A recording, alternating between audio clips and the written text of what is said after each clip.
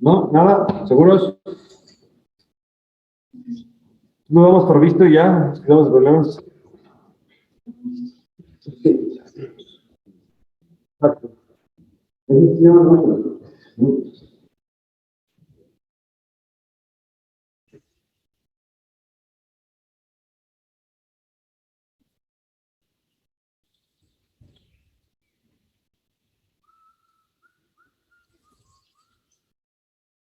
Bueno, entonces, nos quedamos en esta parte de exploración física de las pruebas que no me lleva.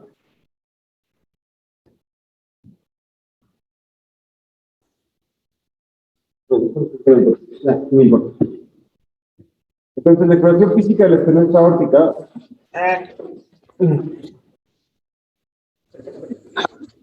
Ya. ¿Cómo va a ser el soplo? ¿Por qué se caracteriza el soplo? El soplo va a ser un soplo, lo que ya hemos visto, si la estenosis aórtica lo que va a impedir es el paso de la sangre en la salida del tracto de salida del ventrículo izquierdo, ¿no? Entonces, al impedir la salida de la sangre al tracto de salida del ventrículo izquierdo, eso implica, ¿en qué momento del ciclo cardíaco sale la sangre del ventrículo izquierdo? Insisto. Entonces, el soplo va a ser sistólico. Habitualmente va a estar en el foco aórtico. ¿Por qué en el foco aórtico? Porque hablamos de la válvula aórtica. ¿Por qué? Hablamos de la válvula aórtica. Pero a esa altura está la válvula aórtica.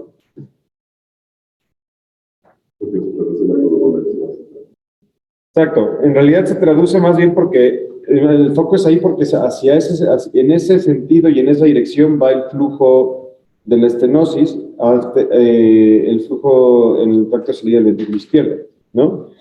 Y eventualmente es un soplo, así se denomina, es un soplo rudo, brumoso, romboidal. Eh, ¿Por qué romboidal? Porque tiene un acné, o sea, tiene un pico máximo y luego desciende, y que se puede irradiar el cuello del ápex. Existe un segundo fenómeno que se llama fenómeno de Galabardán, que es un soplo mucho más agudo, pero que se irradia, además de que se va el soplo hacia el foco, hacia el soplo aórtico, se escucha un soplo mucho más agudo, más leve hacia el foco mitral.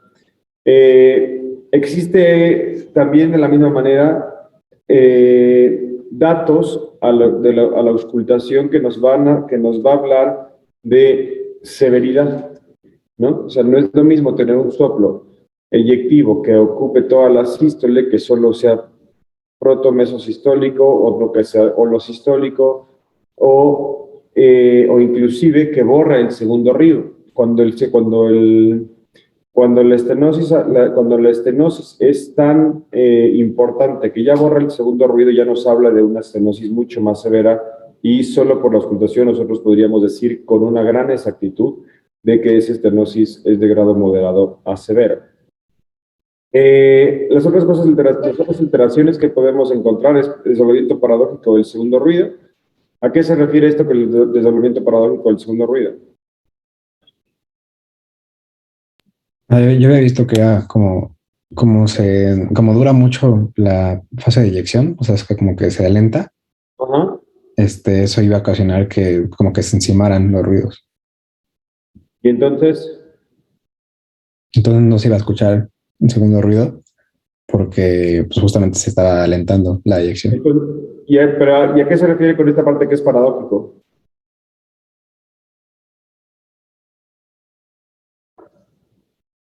O sea, estás bien en toda tu explicación, pero ahí no me dijiste nada porque es paradójico.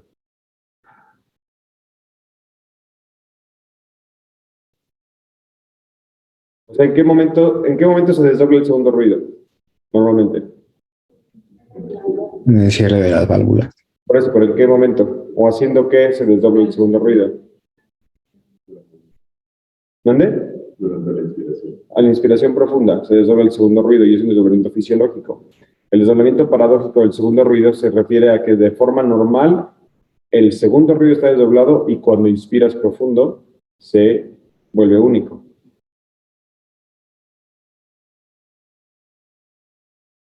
¿Cierto? sea, normalmente, ¿cómo es el segundo ruido? Único. O sea, no escuchas la diferencia con el segundo ruido. Tú inspiras profundo y se desdobla. Y aquí lo que tienes es un desdoblamiento paradójico, ¿no? Entonces lo tienes invertido.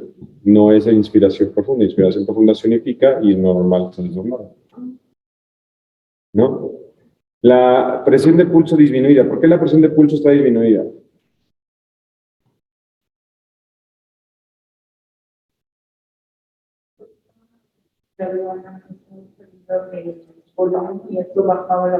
Exacto, tienes una presión de pulso disminuida y la otra cosa es que tienes pulsos de poca amplitud y parvus et tardus. ¿A qué se refiere este parvus et tardus? ¿Quién sabe?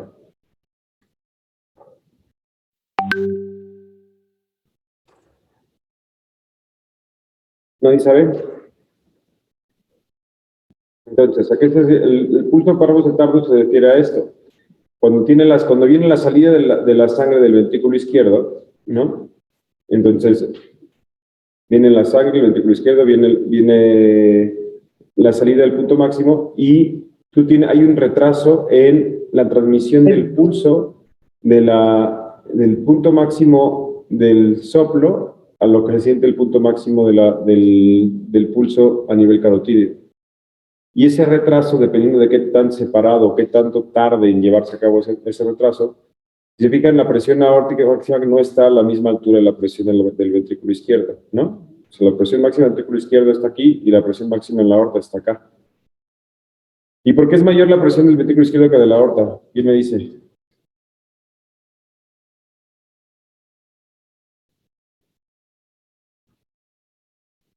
Porque está dilatado, ¿no? Ya el ventrículo izquierdo. Ajá. ¿Y entonces?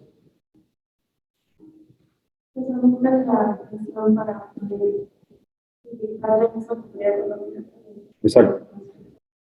Entonces, como el orificio es mucho más pequeño, necesita ejercer mucho más presión para vencer la presión que genera la válvula, ¿no? Y el soplo típicamente es así, tienes el soplo, es un soplo sistólico que tiene un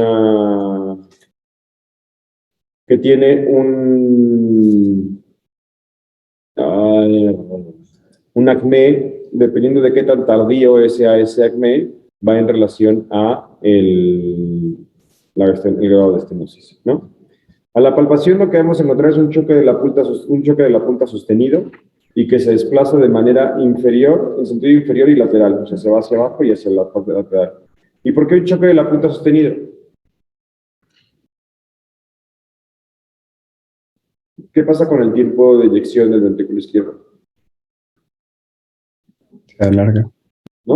O sea, al aumentar el tiempo de eyección vamos a percibir que el corazón se mantiene contraído por mayor tiempo. ¿Qué es la onda A prominente?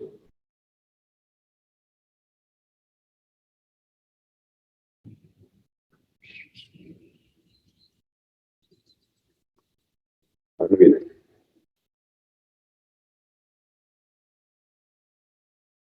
¿Qué es la onda A prominente? ¿Alguien sabe?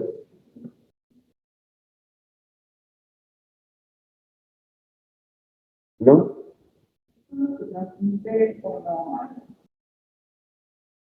¿A dónde?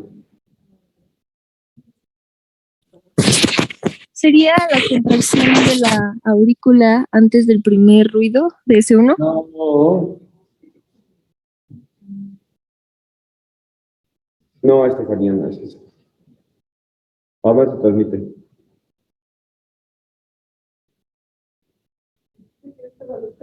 No de las carotidas. Hay algo que se llama el pulso venoso yugular.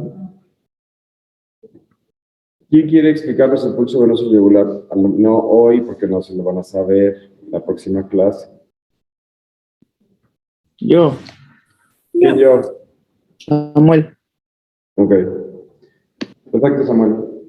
Tú nos explicas el pulso venoso yugular en la próxima clase, ¿no? Se puede palpar inclusive un soplo sistólico, se puede percibir una vibración sistólica durante la eyección y se puede escuchar el soplo, se puede irradiar hacia las carótidas y Y básicamente lo que tenemos que buscar es hacer la irradiación del soplo y a dónde se puede irradiar esta vibración, que es lo mismo. Al final de cuentas, como habíamos explicado, el soplo es un flujo turbulento. Si el flujo es lo suficientemente turbulento, se puede palpar, ¿no? Entonces, eso es algo importante que tenemos que hacer. A la auscultación, lo que ya hemos visto, el soplo es inyectivo, se puede irradiar a las carótidas, al hueco supraesternal.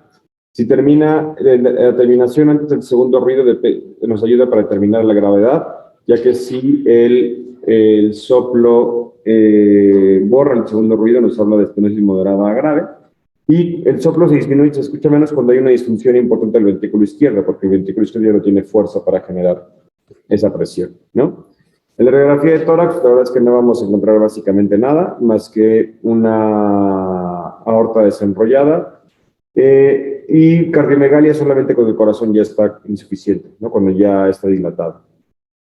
En el ecocardiograma que nos va a importar es la función ventricular, porque eso que platicábamos de que dependiendo de qué tan bien o qué tan mal se contraiga el ventrículo izquierdo, entonces eso nos habla del pronóstico del tratamiento del paciente. Cuando el paciente ya tiene función ventricular baja es que ya no tiene reserva contráctil ese corazón, y entonces el tiempo quirúrgico ya se pasó y la mortalidad se mantiene prácticamente, bueno, no es, puede ser prácticamente igual como si no se operara, ¿no? O sea, que si no le cambias esa válvula. Y lo que nos interesa son esas tres cosas, de la anatomía valvular, la velocidad de eyección, el área valvular y el grado de calcificación de la válvula, ¿no? ¿A qué me refiero con la velocidad de eyección? Una válvula aórtica normal tiene una velocidad de eyección normal. Conforme se va estrechando la velocidad del chorro, la válvula, a través de la válvula va a ir aumentando, porque esto nos habla de la resistencia que tiene la válvula que le genera, la resistencia que le genera a la salida del flujo a través de esa válvula. Entonces, conforme la velocidad vaya en aumento, eso nos habla de una estenosis más importante. Y esto es lo que les decía de las cuestiones que tenemos que corroborar. No solamente tenemos que medir el área valvular, que cuando tienes una vista tan clara como si fuera esto, que si fuera real por planimetría para decir cuánto tienes de área, sino que habitualmente el área tiene que correlacionar con la velocidad de eyección. O sea, tú para poder decir que un paciente tiene estenosis aórtica, por lo menos necesitas 2 de los 3 criterios para decir que tiene criterios de estenosis aórtica severa. O sea, tú no puedes decir, yo digo que tiene el área valvular chiquita, pero área valvular chiquita con una velocidad normal no es creíble siempre y cuando la función global del corazón no esté disminuida. Si el corazón ya no tiene función, ya no tiene suficiente fuerza para vencer este grado de estenosis, puede generar cualquier tipo de velocidad. ¿Sí me explico? Pero tú no puedes tener una estenosis, una aorta con esta apertura, con esta velocidad. Algo no puede ser tan discordante, sobre todo si tienes una función global normal, ¿no? En el electro lo que vamos a ver, en el 85% de los pacientes vamos a ver sobre hipertrofia ventricular izquierda, y cuando hay un aumento de la presión importante vamos a ver isquemia subendocárdica. ¿Cómo se ve la isquemia subendocárdica? ¿Quién se acuerda? Con una elevación de la onda T. ¿Una qué? Elevación de la onda T. No.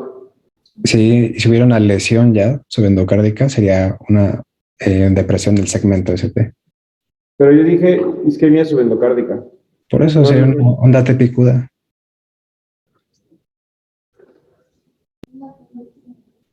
¿dónde está invertida?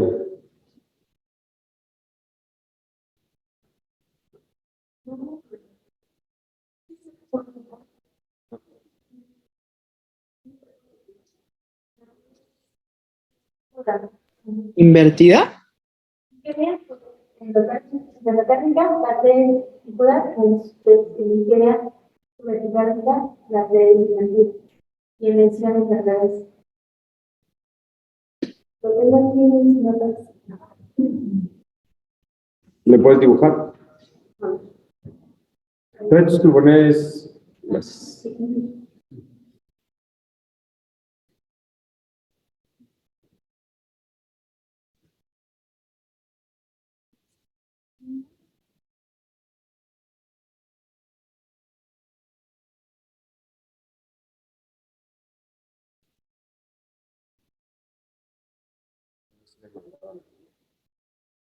el link de la sesión.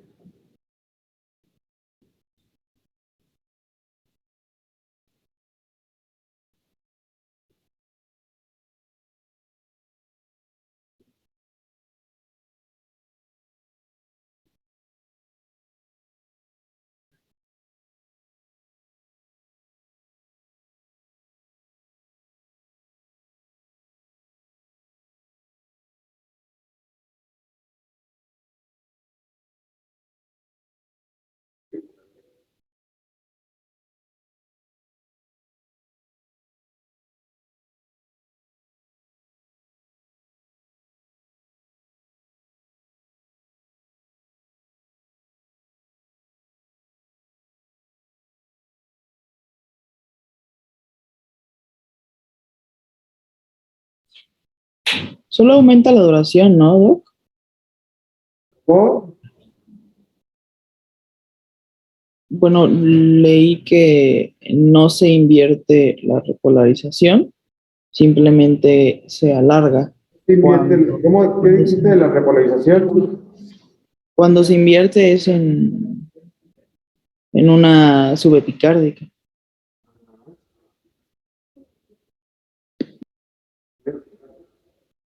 UST subepicárdica que está muy bueno. Bueno, ahorita lo sí, sentido. Sí, ya sí. Ahora, pero quiero que lo que necesito que me expliquen por qué.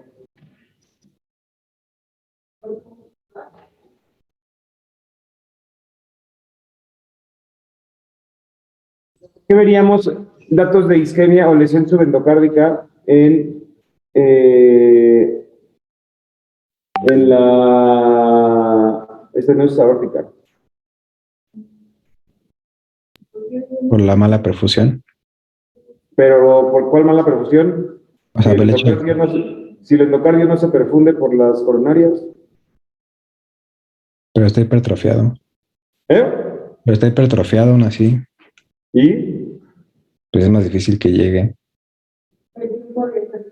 Ah, no, es por el tiempo o sea, porque hay una dilatación. O sea, porque hay una, sí, o sea, como que hay una sístole muy continua. ¿Y una qué? Sístole muy continua y no permite Sí. que la diástole, alcance a profundo y todo, ¿no? Sí, pero estamos hablando subendocárdica. Y subendocárdica implica que es de dónde? O sea, desde dentro, o sea, hacia. De adentro hacia afuera, ¿no? ¿Y qué tienes de adentro hacia afuera que no te permita, que no, o sea, que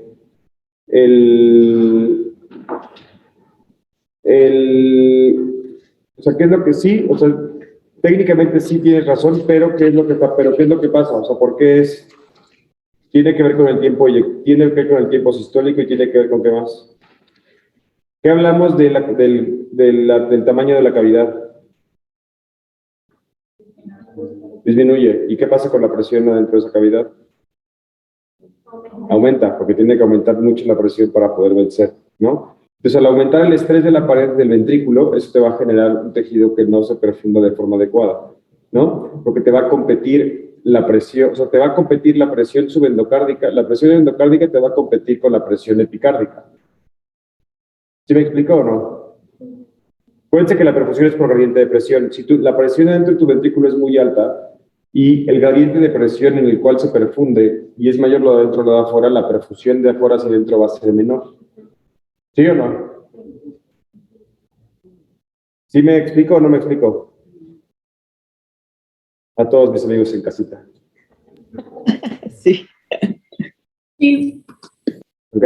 Entonces, como la presión por dentro del ventrículo es muy alta, entonces no permite que el flujo que viene de las arterias epicárdicas valga la redundancia, perfunda adecuadamente el músculo cardíaco y le genera isquemia, ¿no?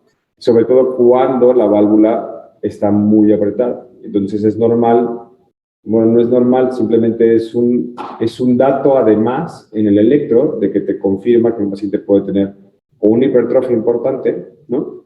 Y que le está generando alteraciones en la perfusión. El paciente puede no tener angina, o puede no tener, pero tú ya eléctricamente ya ves la sobrecarga del ventrículo izquierdo, ¿no? Se lo sobrecarga por el aumento del estrés de la pared. Crecimiento de la aurícula izquierda. ¿Por qué se da el crecimiento de la aurícula izquierda? ¿Quién me dice?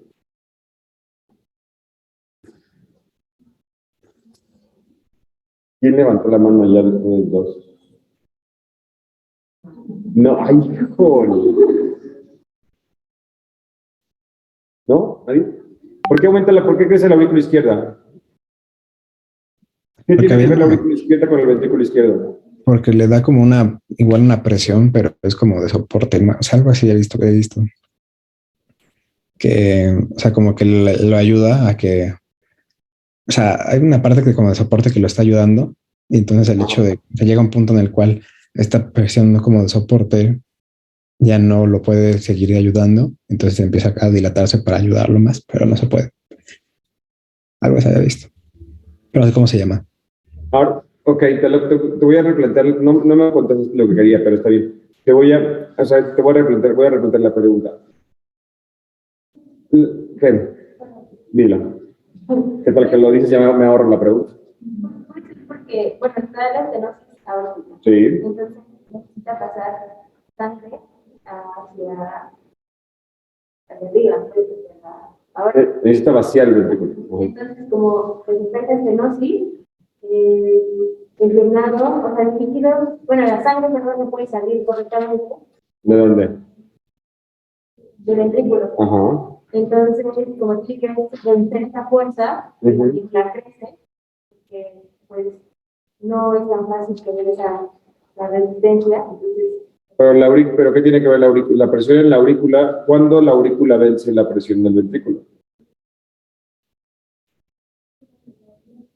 En diástole. ¿Y en qué fase del ciclo cardíaco?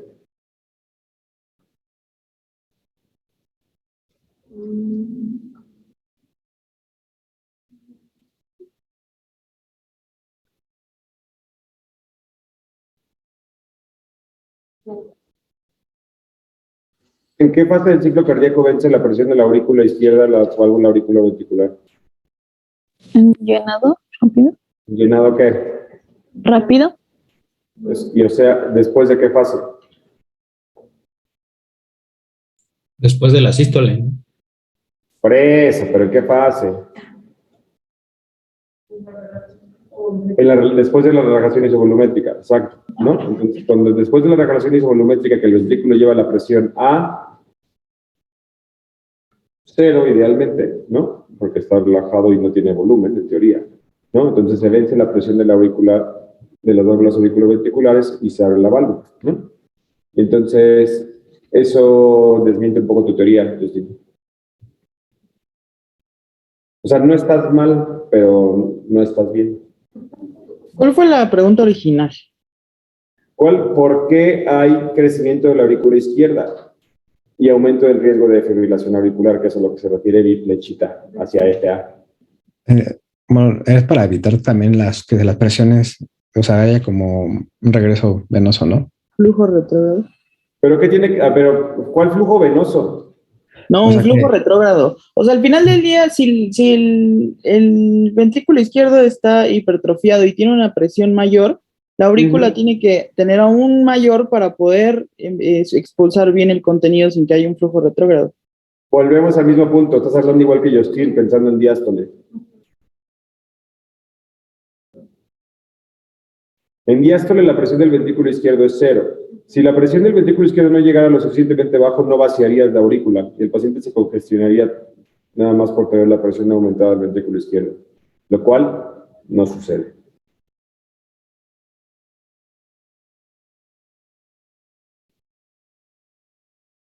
Yo tal cual lo tengo anotado que es porque ¿Cómo? yo tengo tal cual anotado que la aurícula izquierda evita que la presión venosa y capilar pulmonar alcancen valores que producirían congestión pulmonar. Y por eso Sí, ya sé, pero sí, claro que eso pasa eventualmente, pero ¿por qué está dado ese aumento en la presión de la aurícula izquierda? ¿En qué momento se llena la aurícula izquierda?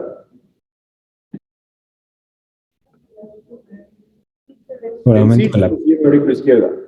¿Y qué está pasando entre la sístole y el ventrículo izquierdo? no sé,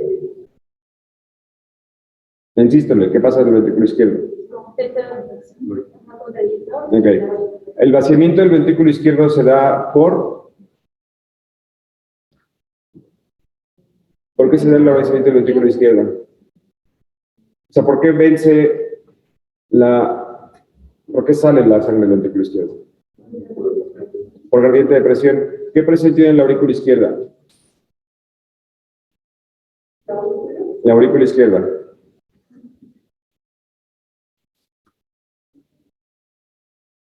¿Qué presión tiene la aurícula izquierda? Una presión más baja que la del ventrículo. Pues sí, y que la aorta, pues esa es la respuesta, pero el chiste es que me digan cuánto.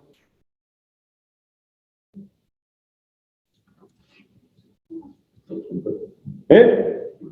No, hombre, 80 es la que te da la diástole. 8. Como de 8 a 12, básicamente. No, es la presión de la aurícula izquierda. Entonces, el ventrículo izquierdo se está contrayendo para vencer una presión de 80 por lo menos. Y en una válvula competente, pues no tiene mayor problema. Aguanta y se abomba. No pasa nada. Pero cuando la presión tiene que aumentar mucho más, tiene que irse a 140 o 150 milímetros de mercurio para vencer esa presión que ejerce en la válvula aórtica. La sangre va a buscar una vía de salida y la vía de salida va a ser hacia la puerta que te genere menor resistencia. Si yo comparo el ventrículo, si este fuera el ventrículo izquierdo y esa puerta que tiene una doble, esa puerta que está más chiquita y si esa puerta la cierro y queremos salir todos por la misma puerta, no vamos a poder, pero si tenemos una vía que es del doble de tamaño, porque no está enferma la válvula mitral, y que me genera menor resistencia, ¿por dónde va a salir la sangre? Por allá. Entonces, en sístole, que la aurícula izquierda está llenándose, que tiene una presión de 12, si yo le genero una fuga o una insuficiencia mitral concomitante a ese aumento de la presión, entonces va a aumentar la presión de llenado de la aurícula izquierda. Y ese aumento, esa presión de la aurícula izquierda, ¿a dónde se va a ir?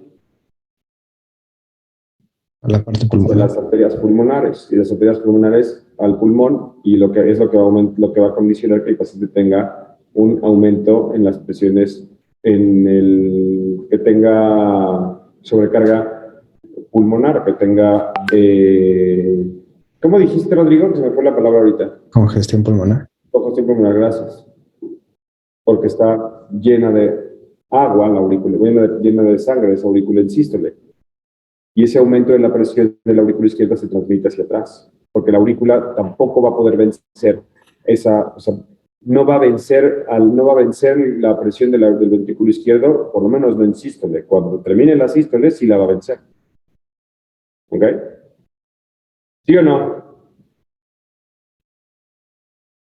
¿Seguros?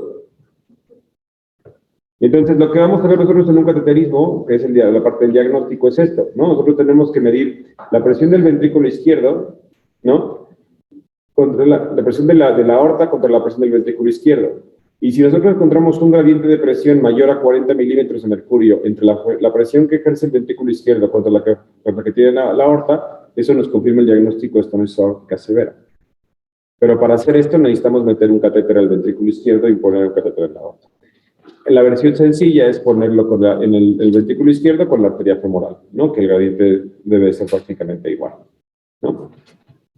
Aquí lo que estamos viendo es la evaluación de la presión arterial durante el retiro de un catéter, ¿no? O sea, normalmente nosotros metemos un catéter al ventrículo izquierdo y hacemos un trazo de salida. Al sacar el catéter, al sacar el catéter del ventrículo izquierdo, aquí encontramos un gradiente de presión de mayor de 50, y cuando sacamos el catéter del ventrículo izquierdo a la aorta, se iguala la presión, ¿no? Entonces, pero este gradiente de presión de que tiene el ventrículo contra la aorta es lo que te da te confirma el diagnóstico de estenosis aórtica. Aquí volvemos a lo mismo con el gradiente de presión contra la aorta y la arteria femoral. Y aquí vemos lo que decía el pulso parvus et tardus, ¿no? O sea, aquí tenemos el punto, el acme de la presión en el ventrículo izquierdo contra el acme de la presión en la arteria femoral. Este retraso técnicamente es audible y palpable.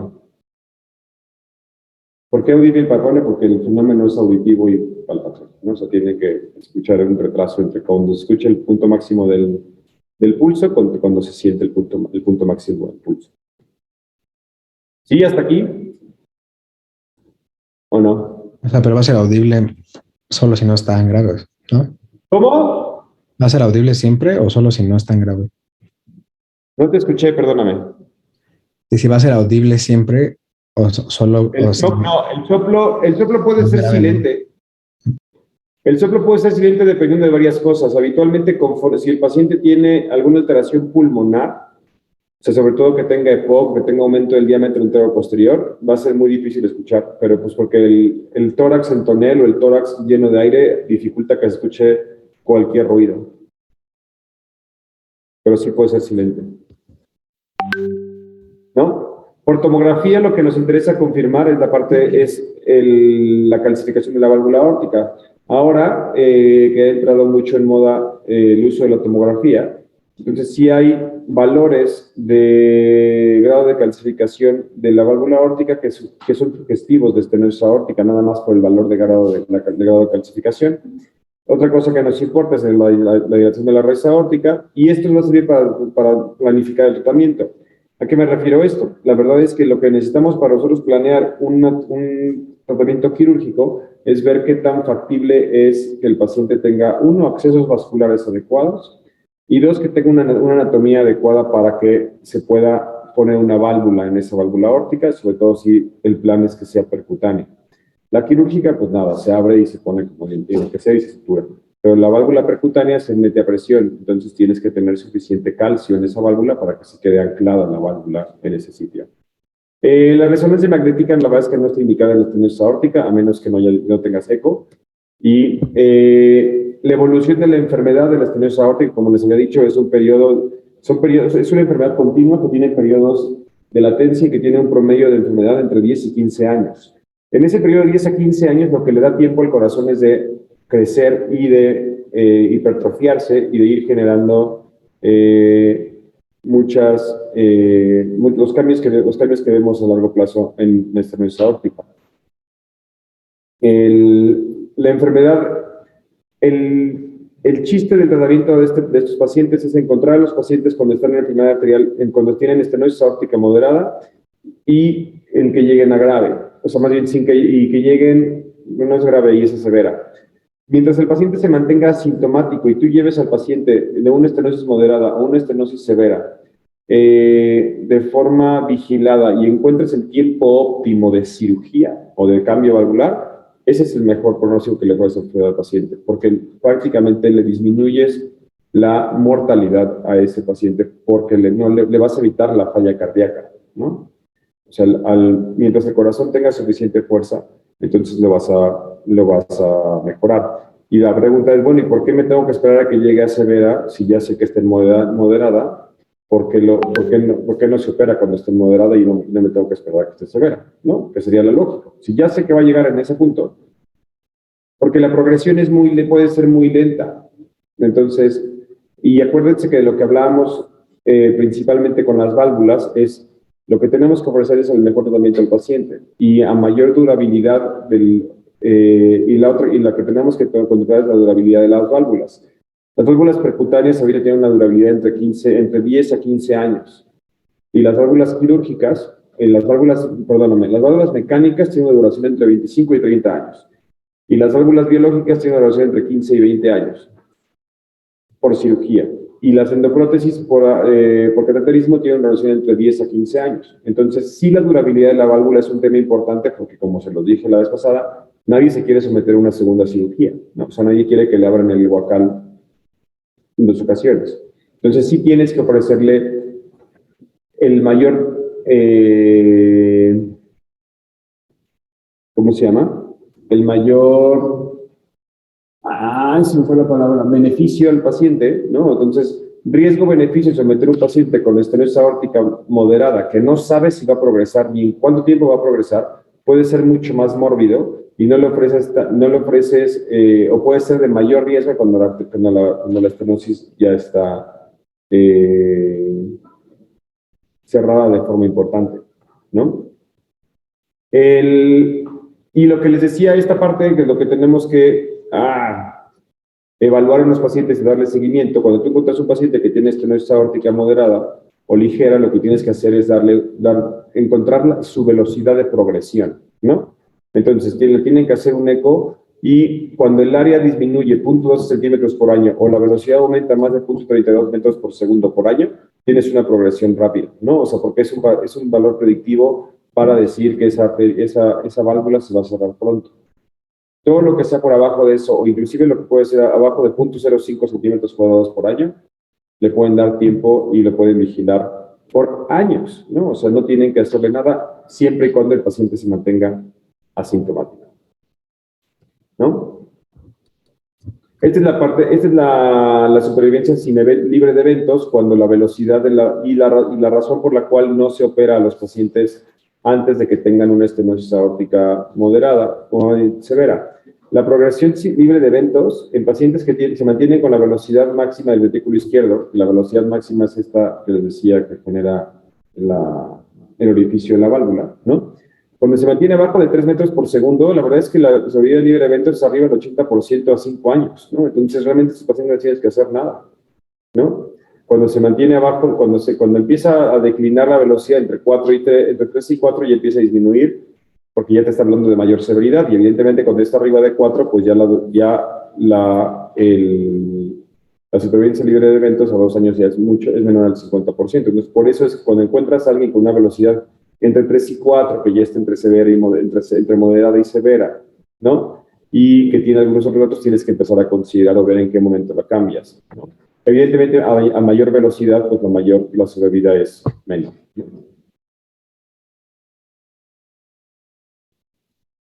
Entonces, ¿qué es lo que hay que hacer con un paciente con estenosis aórtica? El paciente tiene estenosis aórtica, ¿no? No tiene síntomas, tiene síntomas asociados a la estenosis aórtica con una velocidad máxima menor a 4, cambio valvular aórtico. Ya, no se pregunten más, ¿no? O sea, cuando la velocidad es menor a 4, la función es menor al 50% y tiene más datos, entonces el cambio valvular aórtico puede ya ser benéfico y es indicación 2A, ¿no?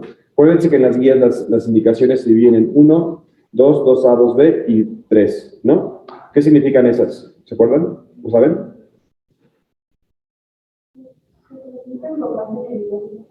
¿Pero qué significa 1? Clase 1. Hay evidencia científica de que tiene que hacerse, de que es el tratamiento de elección y que tiene que hacerse ese tratamiento, el que sea. 2 es riesgo-beneficio, ¿no? Y puede haber, el 2A y el 2B se divide en el poder que tenemos de los estudios clínicos para decir que se tiene que hacer ese tratamiento o no, y el C es que no, y el 3 es que no está indicado, ¿no? Entonces, en la clase, cuando el paciente tiene velocidad de flujo baja, pero tiene fracción de eyección baja, esto nos habla de que el corazón ya está perdiendo fuerza. ¿Sí me explico? Porque ya tiene una fuerza, a pesar de que no tiene una velocidad baja, pero sí, más bien tiene una velocidad baja, pero esa velocidad está asociada a que el corazón ya no tiene fuerza, entonces a lo mejor ya se pasó de tueste, ¿no? Y entonces tienes que también ir al cambio, pero ese cambio valvular ya va a tener un menor beneficio, dependiendo de qué va a depender de si metes ese paciente o no a cirugía. ¿De qué creen que dependa? ¿De qué platicamos al principio? ¿De cuándo tienen que someter al paciente? ¿De qué? ¿De su grado de insuficiencia? No, no de grado de insuficiencia. La estenosis. No, ni de la estenosis ni de la contractilidad. Ya viste que tiene FEBI baja, ya tiene fracción bajo del 50%. Entonces ya no es eso. ¿Qué es? Acuérdense que esto es riesgo-beneficio, ¿no? De su calidad de vida. De su calidad de vida y el pronóstico. Del pronóstico. Si el paciente tiene una enfermedad grave o tiene una enfermedad que le va a disminuir, que su pronóstico es menor a 1 año, entonces no se la cambian. Alivien los síntomas, ¿no? Pero es una decisión que es difícil de tomar, ¿no? Si el paciente no tiene síntomas de estenosis aórtica y tiene velocidad alta, va y cámbiensela, ¿no? Si el paciente tiene velocidad alta con FEBI y no tiene síntomas, pero también es indicación de cambiarla, ¿no? O sea, y aquí el chiste y esta parte de cómo cambiar la válvula, esta parte de aquí abajo, es prácticamente ya no está, ya antes se estimaba el riesgo quirúrgico, la selección del tratamiento iba en relación al riesgo quirúrgico y el tipo de válvula, ¿no? Pero en este caso la verdad es que ya el riesgo intermedio e inclusive el riesgo bajo ya se puede hacer por cambio valvular percutáneo, siempre y cuando la sobrevida del paciente pueda ser mayor, o más bien, pues en realidad ya no importa tampoco, porque ya se puede poner una válvula en otra válvula. Pero ya prácticamente casi, a menos que hubiera, ay, ¿por qué me dio reflujo? menos de que haya alguna cuestión importante o alguna cuestión relevante, el paciente, casi todos los pacientes se pueden someter a TAVI y a menos que tenga alguna contraindicación por vía de acceso y cosas así, ¿no? El tratamiento de la estenosis aórtica ligera y moderada es vigilancia periódica, educación del paciente, evolución, ver la evaluación y el monitoreo de estos pacientes, ¿no? La estenosis aórtica severa es tratamiento quirúrgico, ya sea por cirugía o por cambio percutáneo, ¿no? Y eso dependerá del riesgo quirúrgico, que es lo que les decía antes. Bueno, esto es antes, porque ahora ya el riesgo, inclusive el riesgo bajo, ya se beneficia de tal, ¿no? Lo idealmente es llevar al paciente cuando está asintomático que cuando tenga una mortalidad baja, ¿no? Y evidentemente cuando el paciente ya tiene síntomas de falla cardíaca o tiene angina, ya la sobrevida es menor en el tiempo y hay que resolverlo, ¿no? Entonces, vamos a conectarnos a la sesión, ¿no?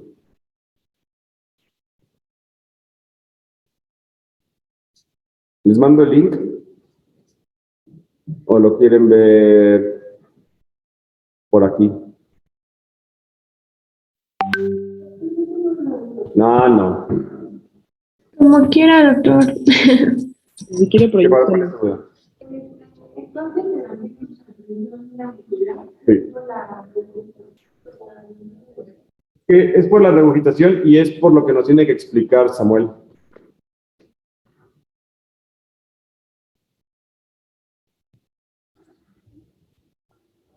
O sea, eso que nos va a explicar Samuel es lo de que puedes poner literal el estetoscopio aquí y que se escucha.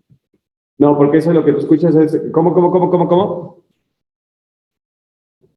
O sea, de que se puede escuchar el soplo literalmente acá. ¿El soplo qué? Que se puede escuchar ¿El soplo cuál? carotidia. No, ese soplo es sistólico. Y ese soplo sistólico es porque se irradia el soplo a través de la carótida. Ah, ok. Pero ahí se puede escuchar, ¿no? No, lo que Samuel va a explicar no se escucha. Ok. Buenos días, Fernanda. No te había visto. Ay, hola, doctor, me conecté temprano. Pues ya sé, pero no, si no hablas, no te apareces en la pantalla. Aún así, si hablas, no te entiende. No te preocupes. Ah,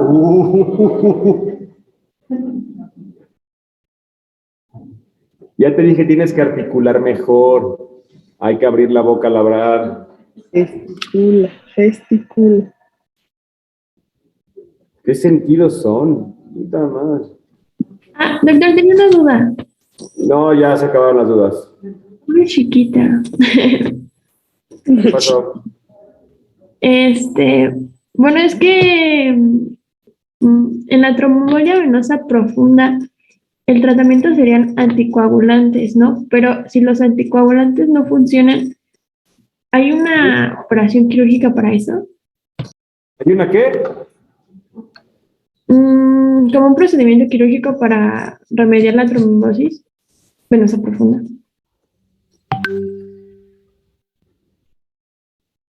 No te escuché, espérame.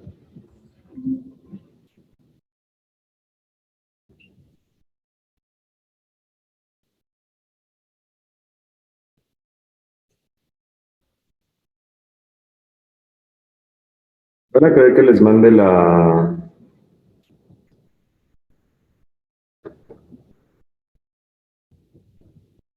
Ay, cabrón.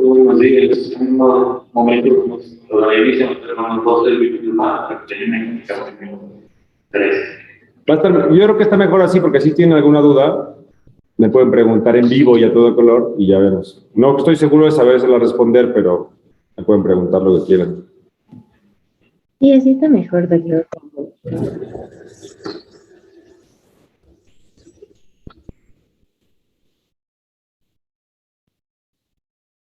Oye, Andrea, ¿en qué estación espacial estás?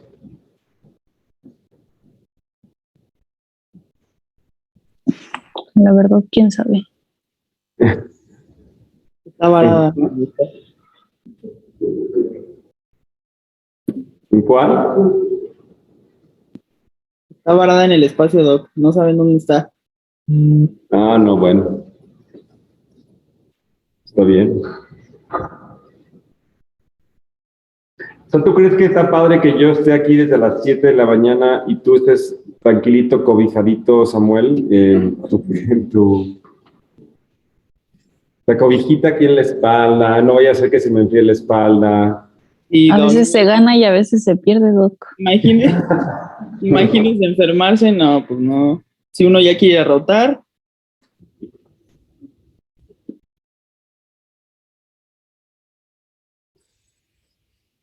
Cada vez hay más descaro.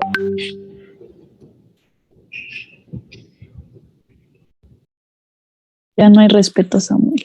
Cero respeto. ya me la quité, Doc. Ya para qué, para ser empático.